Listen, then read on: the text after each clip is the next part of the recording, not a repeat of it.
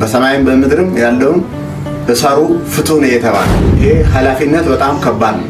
እንደ ቀላል ነገር እንዳታዩት፣ እንደ ተራ ነገር፣ እንደ ልማድ አይነት ነገር ይሄ አገልግሎት ይሄ ክህነት እንደ በልማድ ከሊቄ ሆኗል እኔም ከሆናለሁ እና ከሌ ቀድሳለሁ እኔም ቀድሼ እበላለሁ የሚባል ቋንቋ ያላቸው ካህናት አሉ። ዛሬ ህዝቡ ጭንቅ ውስጥ ነው ያለው። ህዝቡ ፈተና ውስጥ ነው ያለው። ህዝቡ መጽሐፍ ቅዱስ ያውቃል ከኛ የበለጠ። አሁን ሰሞኑን ሳይቃቸው የነበረው ምስጢረ ሥላሴ ሰንበት ትምህርት ቤት እንክት አድርጎ ያውቃል። በመድረክ የሚለፈልፍ ሰው አልጠፋም። ህይወቱን የሚኖር ካህን ህይወቱን የሚኖር ካህን ነው የጠፋው። የሰማችሁ ነው።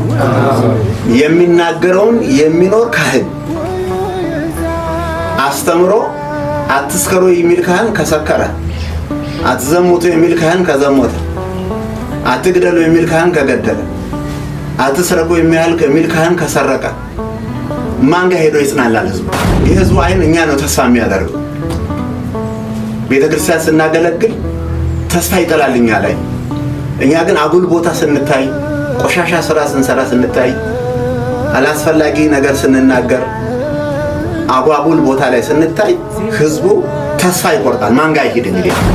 አንዳንዱ ሃይማኖትን የሚቀይሩ እነዚህ ቄሶች እያለ በቄሶች ምክንያት በሰባኪዎቹ ምክንያት ግን በቄስ ስላጠፋ ሰባኪ ስላጠፋ ሃይማኖት አይቀየርም። ይሁዳ ክዶ በገንዘብ እኮ እግዚአብሔርን ስለለወጠ ሐዋርያት አልተለወጡም። ህዝቡ ስላልተማረ የኛን እንቅስቃሴ ይከታተላል፣ የኛን ህይወት ይከታተላል፣ የኛን ኑሮ ይከታተላል። እና ራሳችሁ እንድትጠብቁ የት አሉ ከሳሾችሽ አላት።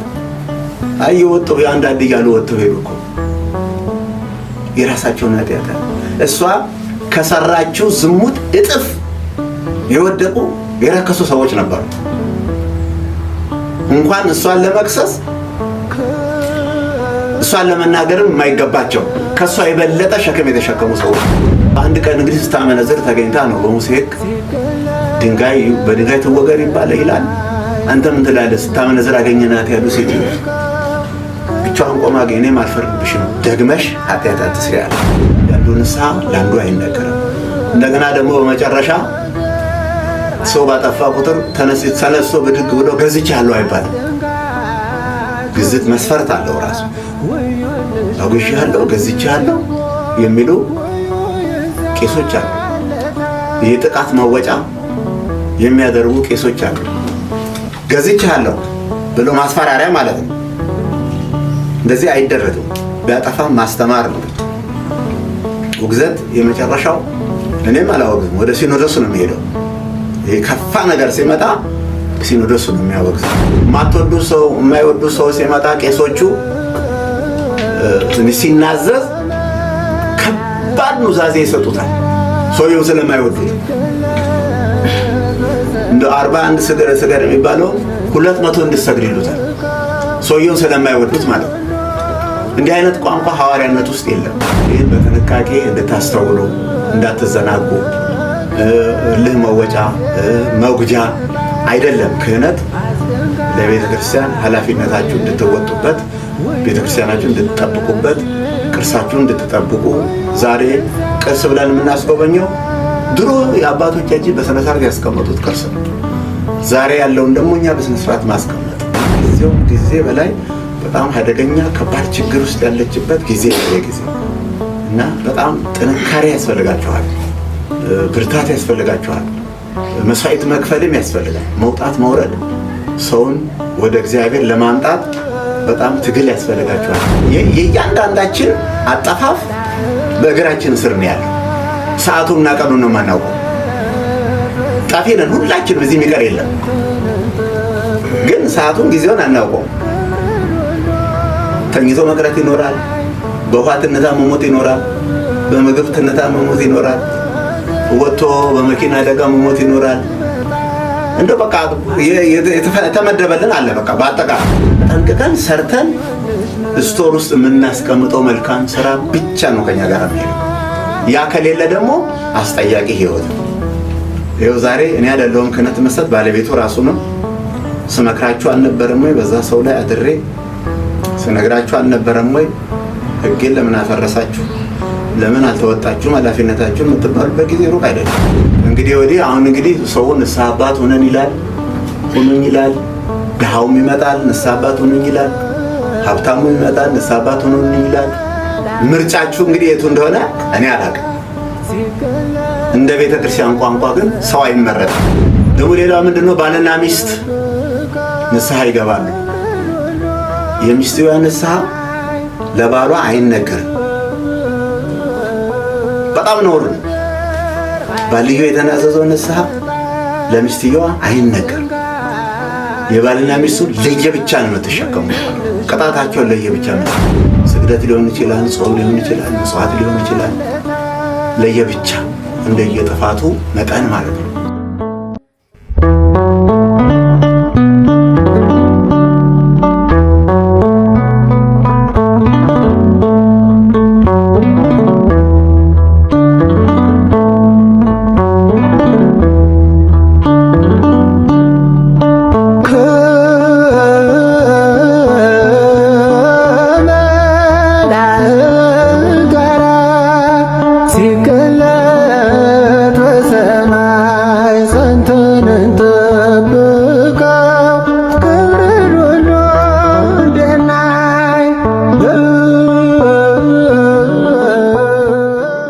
በሰማይም በምድርም ያለውን እሰሩ ፍቱ ነው የተባለው እና ይሄ ኃላፊነት በጣም ከባድ ነው። እንደ ቀላል ነገር እንዳታዩት፣ እንደ ተራ ነገር፣ እንደ ልማድ አይነት ነገር ይሄ አገልግሎት፣ ይሄ ክህነት እንደ በልማድ ከሊቄ ሆኗል እኔም ቄስ ሆናለሁ፣ እነ ከሌ ይቀድሳሉ እኔም ቀድሼ እበላለሁ የሚባል ቋንቋ ያላቸው ካህናት አሉ።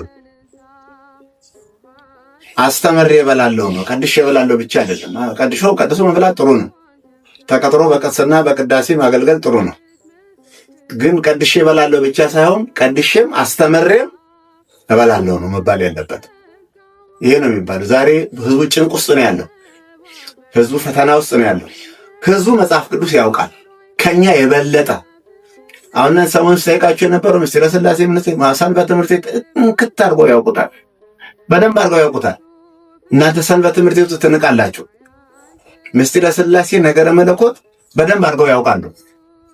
እና ህዝቡ ጭንቅ ውስጥ ነው ያለው የሚጨብጠው አጥቶ። እንደውም ካጣው ነገር ዛሬ በመድረክ የሚለፈልፍ ሰው አልጠፋም። ህይወቱን የሚኖር ካህን ነው የጠፋው። የለም። እየሰማችሁ ነው? የሚናገረውን የሚኖር ካህን፣ አስተምሮ አትስከሩ የሚል ካህን ከሰከረ፣ አትዘሙቱ የሚል ካህን ከዘሞተ፣ አትግደሉ የሚል ካህን ከገደለ፣ አትስረቁ የሚል ካህን ከሰረቀ ማን ጋር ሄዶ ይጽናናል? ህዝቡ በጣም አደገኛ ነው። እጅግ በጣም ከባድ ነው። እና የህዝቡ አይን እኛ ነው ተስፋ የሚያደርገው። ቤተክርስቲያን ስናገለግል ተስፋ ይጥላል እኛ ላይ። እኛ ግን አጉል ቦታ ስንታይ፣ ቆሻሻ ስራ ስንሰራ ስንታይ፣ አላስፈላጊ ነገር ስንናገር፣ አጓጉል ቦታ ላይ ስንታይ ህዝቡ ተስፋ ይቆርጣል። ማን ጋር ይሄድ እንግዲህ በቃ ሃይማኖቱ እንዳይቀይር። አንዳንዱ ሃይማኖቱን የሚቀይር እነዚህ ቄሶች እያለ በቄሶች ምክንያት በሰባኪዎቹ ምክንያት ግን በቄስ ስላጠፋ ሰባኪ ስላጠፋ ሃይማኖት አይቀየርም። ይሁዳ ክዶ በገንዘብ እኮ እግዚአብሔርን ስለለወጠ ሐዋርያት አልተለወጡም። ይሁዳ የጀመረውን የራሱን ነው የተወጣው በቃ። እና ህዝቡ ስላልተማረ የኛን እንቅስቃሴ ይከታተላል፣ የኛን ህይወት ይከታተላል፣ የኛን ኑሮ ይከታተላል። እና ራሳችሁ እንድትጠብቁ ነው። ይሄ በጣም ከባድ ነገር ነው። መቼ እንደምትሰበሩ ዛሬ ከብሮ ሄደዋል። ትናንትና አሁን እንዴት ያለ ልጅ ነው ገብቶ ቤት ተኛ፣ እዛው እንደተኛ ቀረ። ይህ እኮ ለእኛ ትምህርት እኮ ነው። ምን ነው አልተነሳም ብለው እንደገና በር ያንኳኳሉ። ሲያንኳኩ ዝም፣ ያንኳኩ ዝም፣ ሲያንኳኩ ዝም፣ ሲያንኳኩ ዝም። ኧረ ይሄ ነገር ምንድን ነው? ልጁ አልተነሳም። በር ሰብረው ነው እንደገና የገቡት። ሲገቡ ሞቷል። ደህና እራት በልቶ ሰላም ተጫውተው ተኝቶ እንዲህ አይነት ህይወት ተሸክመን የምንጓዘው ማለት ነው። የእያንዳንዳችን አጠፋፍ በእግራችን ስር ነው ያለው። ሰዓቱንና ቀኑን ነው የማናውቀው። ጠፊ ነን ሁላችንም፣ እዚህ የሚቀር የለም። ግን ሰዓቱን ጊዜውን አናውቀው። ተኝቶ መቅረት ይኖራል። በውሃ ትንታ መሞት ይኖራል። በምግብ ትንታ መሞት ይኖራል። ወጥቶ በመኪና አደጋ መሞት ይኖራል። እንደ በቃ የተመደበልን አለ በቃ በአጠቃላይ እና አስጠያቂ ህይወት ነው ተሸክመን የምንጓዝ። በጣም አደገኛ ህይወት። ይሄ ዓለም የሚያልፍ ዓለም ነው። የማያልፈው ዓለም ወደዚህ ማንም ፕሬዝዳንት ወደዚህ ተመልሶ የመጣ የለም። ማንም ፓትርያርክ ወደዚህ የመጣ የለም። ማንም ጳጳስ ወደዚህ የመጣ የለም። ወደዛ መጓዝ ብቻ ነው። እንደዚህ እኮ ነው። አይመጡም ወደዚህ። አቡነ ጳውሎስ በዘመናቸው ሰርተዋል። እስቲ ተመልሼ ሄጄ ስራ ይቀረኛል ላስተምር፣ ተመልሼ ሄጄ ላልማ፣ የለም ወደ አፈር መጓዝ ብቻ ነው። ተጠንቅቀን ሰርተን ስቶር ውስጥ የምናስቀምጠው መልካም ስራ ብቻ ነው ከኛ ጋር የሚሄደው። ያ ከሌለ ደግሞ አስጠያቂ ህይወት። ይኸው ዛሬ እኔ አይደለሁም ክህነት መስጠት ባለቤቱ ራሱ ነው። ስመክራችሁ አልነበረም ወይ? በዛ ሰው ላይ አድሬ ስነግራችሁ አልነበረም ወይ? ሕጌን ለምን አፈረሳችሁ? ለምን አልተወጣችሁም ኃላፊነታችሁን የምትባሉበት ጊዜ ሩቅ አይደለም እና በደንብ በጥንቃቄ ልትኖሩ ይገባል። እኛ ንስሐ አባት እንግዲህ ወዲህ አሁን እንግዲህ ሰው ንስሐ አባት ሁነን ይላል፣ ሁኑኝ ይላል። ድሃውም ይመጣል ንስሐ አባት ሁኑኝ ይላል። ሀብታሙም ይመጣል ንስሐ አባት ሁኑኝ ይላል። ምርጫችሁ እንግዲህ የቱ እንደሆነ እኔ አላውቅም። እንደ ቤተ ክርስቲያን ቋንቋ ግን ሰው አይመረጥም፣ ሰው አይመረጥም እና ትንሽ ያለው ሰው የሚናገር ሰው ተሰሚነት ያለው ሰው ሲመጣ እንደውም ምን ነው የእሱ ንስሐ አባት በሆንኩ የምትሉበት ጊዜ ሁሉ ያጋጥማል። አይባልም። ይሄ ሁሉ ተራ ነገር ነው። እዛ ባለሀብቱ ንስሐ አባት እሺ ይሆናለሁ፣ አባቶ ትሆናለሁ። ድሃዋ ደግሞ በምርኩዝ የምትመጣው እንደውም ንስሐ አባት ይሁን መምሬ ከሌጋ ሂጂ እኔ በስቶብኛል የሚባል ቋንቋ አለ። ይሄ ኃላፊነት ለሀብታሙ፣ ለድሃውም፣ ለተማረውም ላልተማረውም ነው ኃላፊነት የተሰጣቸው። ለታመመውም፣ በጤና ለሚኖረውም፣ በልቶ ለሚያድረውም፣ ለማይበላውም፣ ለሁሉም መጽናኛ ሆናችሁ ይሄ የማሰር የመፍታት ስልጣን ከእግዚአብሔር ተሰጣችሁ ማለት ነው። ሰው አይመረጥም እና ደግሞ ሌላ ምንድነው? ባልና ሚስት ንስሐ ይገባሉ። የሚስትየዋ ንስሐ ለባሏ አይነገርም። በጣም ነውር ነው። ባልየው የተናዘዘው ንስሐ ለሚስትየዋ አይነገርም። የባልና ሚስቱ ለየብቻ ነው የምትሸከሙ ማለት ነው። ቅጣታቸውን ለየብቻ መስጠት ነው። ስግደት ሊሆን ይችላል፣ ጾም ሊሆን ይችላል፣ ምጽዋት ሊሆን ይችላል። ለየብቻ እንደየጥፋቱ መጠን ማለት ነው። ጌታ እኮ ሉቃስ 8 ላይ ሴትዮዋ ሊከሰው የመጡ ሰዎች የእያንዳንዱን ኃጢአት ነው የጻፈው። የአንዱን ኃጢአት አንዱ እንዲያየው አልፈቀደም። ሁሉም የየራሱን እያየ ነው እየወጣ ሄደው ጥለዋል። ብቻዋን ቀረ ሴትዮዋ ይላል ወንጌሉ አይልም እንዴ? ሴትዮዋ ይዛሉ ከሳሶችሽ አላት።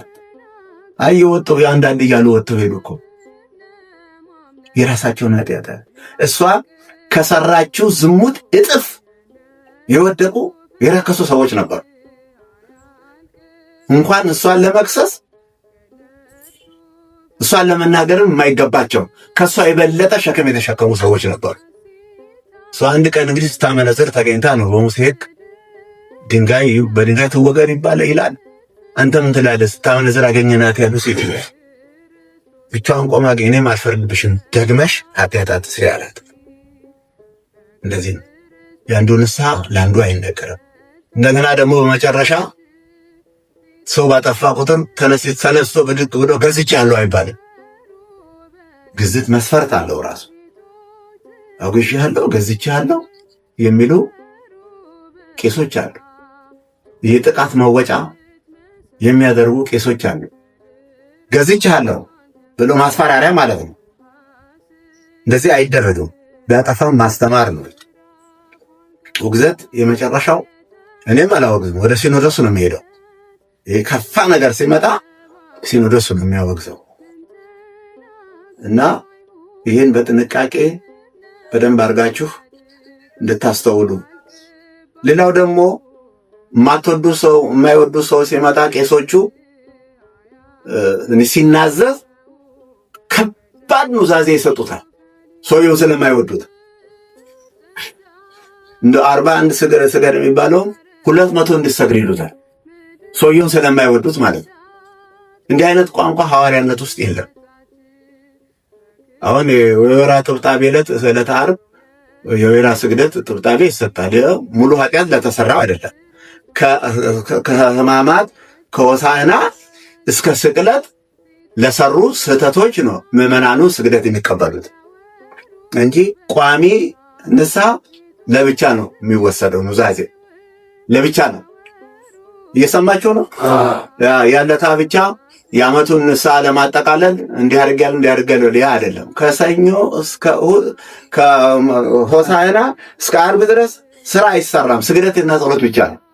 በዛ ጊዜ ስራ የሰሩ ብዙ ነገር እንግዲህ ሰው ብዙ ነገር ይገጥመዋል። ያን ጊዜ በወይራ እየተገረፉ ወይራ የሚገረፉት ደግሞ እንደ ጌታ ልገረፍልህ እያሉ ነው ካህናቱ እንዲህ የሚቸበችቧቸው ማለት ነው። እና ይህን በጥንቃቄ እንድታስተውሉ እንዳትዘናጉ። እልህ መወጫ መጉጃ አይደለም። ክህነት ለቤተ ክርስቲያን ኃላፊነታችሁ እንድትወጡበት፣ ቤተ ክርስቲያናችሁ እንድትጠብቁበት፣ ቅርሳችሁን እንድትጠብቁ። ዛሬ ቅርስ ብለን የምናስጎበኘው ድሮ የአባቶቻችን በስነ ስርዓት ያስቀመጡት ቅርስ ነው። ዛሬ ያለውን ደግሞ እኛ በስነ ስርዓት ማስቀመጥ። ቤተ መቅደሱ ማይፈዱ ሲታይ ብዙ የሚጎሉ ነገሮች አሉ።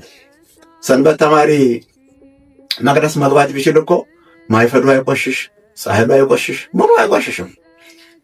ግን እናንተ ብዙ የሚጎሉ ነገሮች አሉ እና በደንብ አድርጋችሁ ከዚህ ስትሄዱ ደግሞ ወረዳዎቻችሁ እንዳይጣሏችሁ አትንቀልቀሉ። ወረዳው ይሄን ሊፈነቅለኝ ነው የሚል ጠብ ያመጣባችሁና ቤተክርስቲያናችሁን ሃይማኖታችሁ ቤተክርስቲያን ከምን ጊዜውም ጊዜ በላይ በጣም አደገኛ ከባድ ችግር ውስጥ ያለችበት ጊዜ ጊዜ እና በጣም ጥንካሬ ያስፈልጋችኋል፣ ብርታት ያስፈልጋችኋል፣ መስዋዕት መክፈልም ያስፈልጋል። መውጣት መውረድ ሰውን ወደ እግዚአብሔር ለማምጣት በጣም ትግል ያስፈልጋችኋልና እንግዲህ ዛሬ ይህን ዕለት ፈቅዶ ይኸው እንግዲህ ዛሬ ተፈጽሟል። ክህነት ወስዳችኋል። እግዚአብሔር ይባርካችሁ፣ እግዚአብሔር ይቀድሳችሁ፣ ክህነቱን የሐዋርያት ክህነት ያደርግላችሁ። አቡነ ዘበሰማያት